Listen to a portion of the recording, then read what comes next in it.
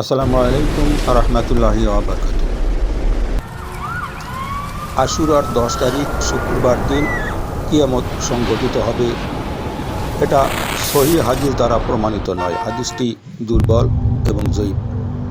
ইমাম সুয়ুতি রহমতুল্লাহ আলাই দুটি হাদিস এনেছে এবং নিজেই সে হাদিসটাকে দুর্বল এবং জয়ীফ বলেছে। তো কোনো এক শুক্রবার দিন কিয়ামত সংঘটিত হবে, এটা সহিহ হাদিস দ্বারা প্রমাণিত। সহিহ মুসলিম এবং আবু দাউদ শরীফের হাদিস।